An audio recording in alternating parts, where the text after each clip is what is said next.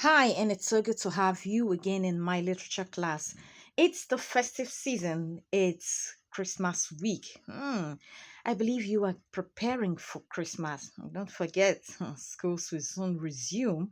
So, as you are preparing for Christmas, remember that school time is knocking at the door. So, you just have to get prepared. Are you a literature student and you'll be writing WAEC this in the year 2026? Well, the, there is no time to waste time. Just be prepared and make sure you put in your best. And I assure you, you will be successful. If you put in your best, don't be lazy. All right, in the last class, I talked about flashback and I told you it is a narrative device that interrupts the chronological flow of a story to review something that's happened in the past. So, something that happened in the past is brought to the memory of the reader or the audience. So the reader or the audience will have a clearer understanding of what is happening in the present. So that's a beg your pardon, flashback takes you back to memory lane. And I told you there are two types of flashback, the external flashback and the internal flashback. I also told you that another name for flashback is analepsis. So let's look at the the external flashback.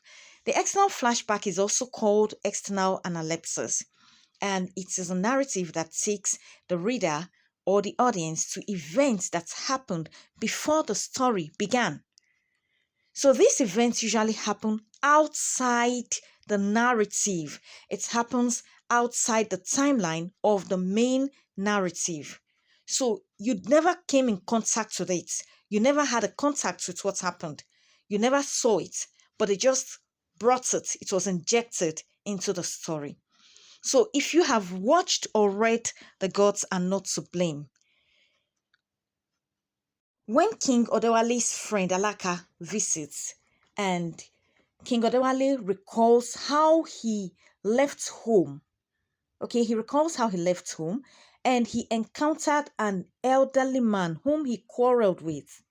So he quarreled with this man and he killed the man. We never had a contact with that before. It was Odewale bringing us to something that's happened in his past, which we never encountered at the beginning of the play. So it was brought to us. It made us understand that this was part of Odewale's journey. So it is a flashback. It is an external flashback. Hope you understand that. And if you don't understand, you know how to get me. All right. I'll be stopping here. In the next class, I'll be telling you about the internal flashback. I am always there to answer your questions.